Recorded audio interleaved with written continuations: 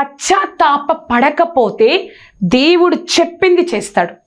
మనకి చాలాసార్లు దేవుడు సమయాన్ని ఇస్తారు, అవకాశాలను ఇస్తారు. ఎందుకో తెలుసా? పశ్చాత్తాప పడడానికి. దేవుడు చాలాసార్లు మనకి సమయాన్ని ఇస్తారు, అవకాశాలను ఇస్తారు. ఈ విషయంలో పశ్చాత్తాప పడుతుందేమో. వాక్యం ద్వారా మాట్లాడతారు, నువ్వు ప్రార్థన చేసినప్పుడు మాట్లాడతారు, అనేకమైన మీ యొక్క తల్లిదండ్రుల ద్వారా, పెద్దల ద్వారా దేవుడు నీతో మాట్లాడి ఇది తప్పు అని మీకు చెప్తారు, సమయాన్ని ఇస్తారు. పశ్చాత్తాప పడకపోతే దేవుడు ఏదైతే నీ మీద ఉగ్రతను ఉంచారో అది చేసేస్తారు. ఏలీకి దేవుడు చెప్పారు, మీ కుమారులు ఈ విధంగా ఉన్నారు. ఒక దైవజనుడి దగ్గరికి ఇంకొక దైవజనుడిని పంపించి దేవుడు చెప్పారు, నువ్వు నాకంటే నీ కుమారుల్ని ఎక్కువ చేశావు అని చెప్పినా కూడా వారు వినలేదు. కాబట్టి దేవుడు ఏం చెప్పారో తెలుసా? మొదటి సమూయేలు 3వ అధ్యాయము 10 నుంచి 13 వచనాలు. మొదటి సమూయేలు 3వ అధ్యాయము 10 నుంచి 13 వచనాలు. 11 వచనం చూద్దామండి. అంతటా యెహోవా సమూయేలుతో ఇలాగు సెలవిచ్చెను, ఇశ్రాయేలులో నేను ఒక కార్యం చేయబోచున్నాను, దానిని వినువారందరి చెవులు గిగ్గురమనును. ఆ దినమున ఏలి యొక్క ఇంటి వారిని గురించి నేను చెప్పినదంతయు వారి మీదికి రప్పింతును, దాని చేయి మొదలుపెట్టి దాన్ని ముగింతును. తన కుమారులు తమ్ము తాము శాపగ్రస్తులుగా చేయుచున్నారని తానెరిగియు వారిని అడ్డగించలేదు గనుక అతని ఇంటికి నిత్యమైన శిక్ష విధింతునని నేను అతనికి తెలియజేయుచున్నాను. చూసారా, వాళ్ళు పాపం చేయకుండా, శాపగ్రస్తులు అవ్వకుండా ఈయన అడ్డగించవచ్చు కదా, ప్రార్థన చేయొచ్చు కదా, మొరపెట్టవచ్చు కదా, కానీ అడ్డగించలేదు కనుక నిత్యమైన శిక్ష వాళ్ళ మీదకు తెస్తాను, నేను విధిస్తాను అని దేవుడు చెప్తా ఉన్నారు. ఎంత భయంకరమైన విషయం కదా. పశ్చాత్తాప పడితే దేవుడు తప్పకుండా వారి జీవితంలో కార్యం చేసేవాళ్ళేమో. అడ్డగించలేదు తన తండ్రి. ఆ సెకండ్ పాయింట్లో చూసినట్లయితే నీ హృదయంలో నువ్వు దేవుడికి ఇచ్చే స్థానం ముఖ్యం. చాలా మంది క్రైస్తవులు మనం అనుకుంటాం, ఏమని అనుకుంటామంటే దేవుడు నాతోనే ఉన్నాడు, దేవుడు నాతోనే ఉన్నాడు. మన దేవుడు ఎప్పుడు మనతోనే ఉంటారు. మన దేవుడు సదాకాలము మనతోనే ఉంటారు, ఎప్పుడు మనతోనే ఉంటారు. ఆయన సన్నిధి మనతోనే ఉంటుంది. కానీ నువ్వు ఆయనతో ఉండాలి, అది మనకి ముఖ్యం. నువ్వు ఆయనతో ఉంటేనే నీ జీవితంలో కార్యాలు జరుగుతాయి. అయ్యో నేను చర్చ్కి వెళ్తున్నా, ప్రార్థన చేస్తున్నా, వాక్యాన్ని చదువుతున్నా కదా, అవును మనకు కూడా ఇలాగే అనిపిస్తుంది. ఆరాధిస్తున్నా, పాటలు పాడుతున్నా, వాక్యాన్ని చదువుతున్నా, వాక్యాన్ని వింటున్నా, సన్నిధికి వెళ్తున్నాను, బల్లారాధన తీసుకుంటున్నా, అన్నీ తెలుస్తాయి. కానీ నీ హృదయం దేవుడికి దూరంగా ఉంటే నీ జీవితంలో కార్యాలు జరగవు. ఇదే జరిగింది ఇశ్రాయేల్ జీవితంలో. ఇశ్రాయేల్ ప్రజల మీదకి ఫిలిస్తీన్లు యుద్ధానికి వచ్చారు. యుద్ధానికి వచ్చినప్పుడు ఆ ఫిలిస్తీన్లు వెంటనే ఆ ఇశ్రాయేల్ ప్రజలు మీదకి యుద్ధానికి వెళ్ళి 4,000 మందిని చంపేశారు. అప్పుడు ఇశ్రాయేల్ ప్రజలు భయపడి వారి గుడారాలకు వచ్చేసారు.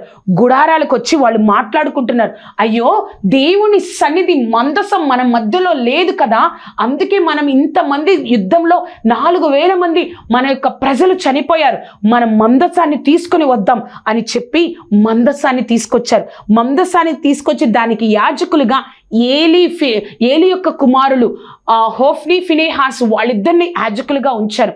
ఉంచినప్పుడు ఈ విషయము ఫిలిస్తీన్లు తెలుసుకొని వాళ్ళు భయపడ్డారంట. అయ్యో వాళ్ళ దేవుడు వాళ్ళ దగ్గరకు వచ్చేసారు, మనం అందరం అయిపోతామని. అప్పుడు వాళ్ళు మందసాన్ని తీసుకొచ్చిన తర్వాత ఇశ్రాయేల్ ప్రజలు మరలా ఫిలిస్తీన్ల మీదకి యుద్ధానికి వెళ్ళారు. మనం ఏమనుకుంటాం, ఇప్పుడు దేవుడు లేనప్పుడు 4,000 మంది చనిపోయారు కదా, ఇప్పుడు దేవుడు వారి మధ్యలోనికి వచ్చారు, ఇప్పుడు ఇంకా చనిపోరు, ఇశ్రాయేల్ ప్రజలే విజయాన్ని సాధిస్తారనుకున్నారు కదా. ఏం జరిగిందో తెలుసా? 4,000 మంది మొదటిసారి చనిపోయారు. మందసం వచ్చిన తరువాత ఎంతమంది చనిపోయారో తెలుసా? 4:10లో 30,000 మంది చనిపోయారు. 30,000 మంది కాల్బలం కూలిపోయారు, చనిపోయారు. అదేంటి, దేవుడు ఉన్నాడు కదా, దేవుడి మందసం వారితో ఉంది కదా, లేనప్పుడు 4,000 మంది, మరి ఉన్నప్పుడు ఎందుకు ఇంతమంది? ఎందుకో తెలుసా? దేవుడి మందసం ఉంది, దేవుడు వారితోనే ఉన్నారు. వారి హృదయాలు, వారి ప్రవర్తన దేవుడికి విరోధంగా ఉంది కాబట్టి కార్యం అక్కడ జరగలేదు. మన జీవితంలో క్రైస్తవులుగా మనం గుర్తు పెట్టుకోవాల్సిన విషయం ఏంటో తెలుసా? దేవుడు ఎప్పుడు మనతోనే ఉంటారు. మన కోసమే కదా ఆయన పరలోకాన్ని వదిలి మన కోసమే రక్తాన్ని చిందించి నిత్యము మనతో ఉండడం కోసం దేవుడు పరిశుద్ధాత్మను అనుగ్రహించారు. దేవుడు మనతోనే ఉంటారు. కానీ నువ్వు ఆయనతో ఉండాలి అంటే నీ పరిశుద్ధమైన జీవితం, దేవుడికి ఇష్టమైన జీవితం నువ్వు కలిగి ఉంటేనే అప్పుడు అసాధారణమైన కార్యాలు నా జీవితంలో జరుగుతాయి. దేవుడికి ఇష్టమైన జీవితం. వాళ్ళు అక్కడ మందసాన్ని తెచ్చినప్పుడు ఫిలిస్తీన్లు భయపడిపోయారు. ఇశ్రాయేల్ ప్రజలు కూడా మాకు విజయం కలుగుతుంది అనుకున్నారు. అనేకమైన ఇశ్రాయేల్ ప్రజలు కూలిపోయారు. మనం ఇదే జ్ఞాపకం చేసుకోవాలి. క్రైస్తవుడిగా మన పరిశుద్ధమైన మన జీవితం, అందరూ హెచ్చింపబడుతున్నారు, గొప్పగా హెచ్చింపబడుతున్నారే, నేను క్రైస్తవుడిగా హెచ్చింపబడట్లేదంటే నా జీవితం ఎలా, నా చూపులు ఎలా, నా తలంపులు ఎలా, మనం సరి చేసుకోవాల్సిన సమయం ఇది. ఆ యొక్క సెకండ్ పాయింట్లో బి చూస్తే, పశ్చాత్తాప పడితే నీ ఆశీర్వాదాన్ని కోల్పోవు కదా. నువ్వు పశ్చాత్తాప పడితే నువ్వు ఆశీర్వాదాన్ని కోల్పోవు. మొదటి సమూయేలు 3:13 మొదటి సమూయేలు 3:13 తమ కుమారులు తమ్ము తాము శాపగ్రస్తులుగా చేసుకొనుచున్నారని తాను ఎరిగి వారిని అడ్డగించలేదు గనుక అతని ఇంటికి నిత్యమైన శిక్ష విధింతునని నేను అతనికి తెలియజేయుచున్నాను. అతను అంటే ఏలీ కుమారుడు. వాళ్ళకి శాపగ్రస్తులుగా అయిపోతున్నారు అని అడ్డగింపకుండా వాళ్ళని వదిలిపెట్టాడు. అప్పుడు ఏం జరిగిందో తెలుసా? 4:11 మరియు దేవుని మందసం పట్టబడననియు, అదీ కాక ఓఫ్రీ ఫినేహాసులు ఏలీ యొక్క 2 కుమారులు అతులైరి. దేవుడే చెప్పారు, ఒక్క రోజులో నీ కుమారులు 2 చనిపోతారు. వారి వల్ల ఆ ఇశ్రాయేల్ ప్రజల్లో ఉన్న వారు అనేక మంది చనిపోయారు. వారిద్దరు కూడా చనిపోయారు. పశ్చాత్తాప పడితే, నిజంగా ఏలీ అడ్డగిస్తే, ఏలీ మొర పెడితే, ఏలీ కన్నీరు కార్చితే దేవుడు కార్యం చేసేవాడు. పశ్చాత్తాప పడితే వారి ఆశీర్వాదాన్ని పోగొట్టుకునేవారు కాదు. ఆ సెకండ్ పాయింట్లో సి చూస్తే, ఇకాబోతు అనుభవం నీ జీవితంలో ఉంటుంది.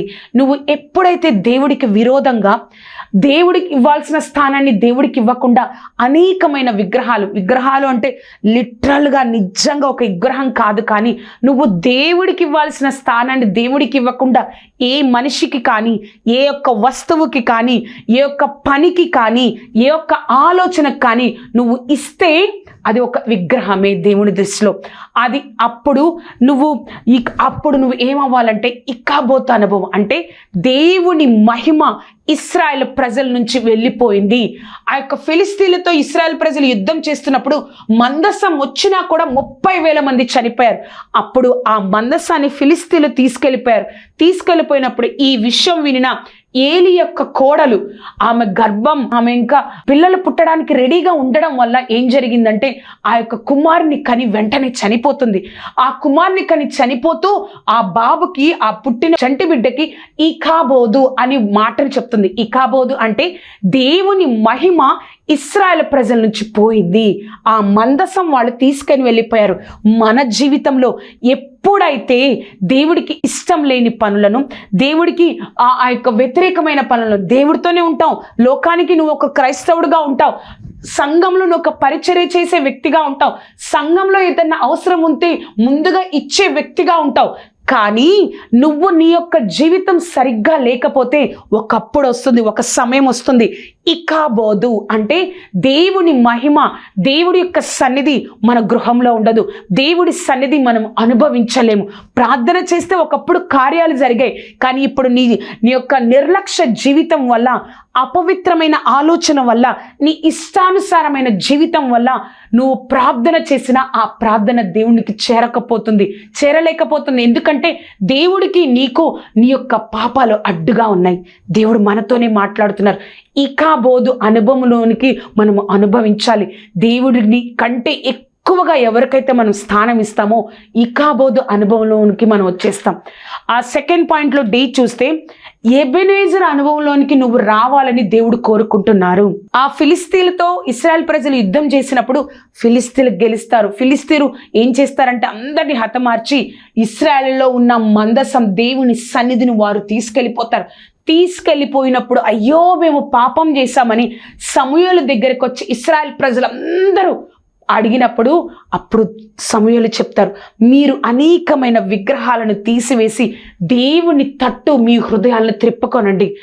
మీకు ఏదైతే దేవుని బలిపీఠాలు అర్పిస్తున్నారు ఇక్కడ అన్య దేవతలకు, వాటన్నిటిని తీసేసి మీ హృదయాలను దేవుడి వైపు త్రిప్పుకొనండి అని చెప్పినప్పుడు, అయ్యో మేము పాపం చేశాం అని వారు పశ్చాత్తాపపడి మా కొరకు ప్రార్థన చేయకుండా మానొద్దని సమూయేలుతో చెప్పి ఆ యొక్క యుద్ధానికి మరలా వెళ్ళినప్పుడు దేవుడే వారి పక్షమున ఉండి ఏం చేశారో తెలుసా, వారి మీద ఉరుములను పంపించి వారందరినీ, ఫిలిస్తీన్లందరినీ హతము చేశారు. అప్పుడు సమూయేలు అక్కడ ఒక బలిపీఠాన్ని కట్టి ఆ బలిపీఠానికి ఎబెనేజరు, దేవుడే మనకు సహాయము అని పెట్టారు. అర్థమైంది కదా? దేవుడి కన్నా తక్కువ ఎవరికైతే ఎక్కువ స్థానం ఇస్తావో అప్పటి వరకు వారికి ఇకబోతు అనుభవం.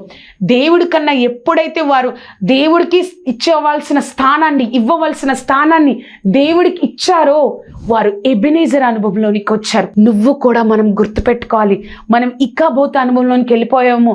దేవుడికి ఇవ్వాల్సిన స్థానాన్ని ఇవ్వకుండా ఏదో ఒక జాబ్నో, ఒక వ్యక్తినో, ఒక మనిషినో, ఒక వస్తువునో, లేకపోతే మన చేతిలో ఉన్న ఈ పాపానికో ఫోన్కో మనం ఇచ్చేసామేమో, ఇకబోతు అనుభవంలోనికి నువ్వు వెళ్ళిపోయావేమో. దేవుడు చెప్తున్నారు, ఎబెనేజర్ అనుభవంలోనికి నువ్వు నేను రావాలి అని దేవుడు అదే మన నుంచి కోరుకుంటున్నారు.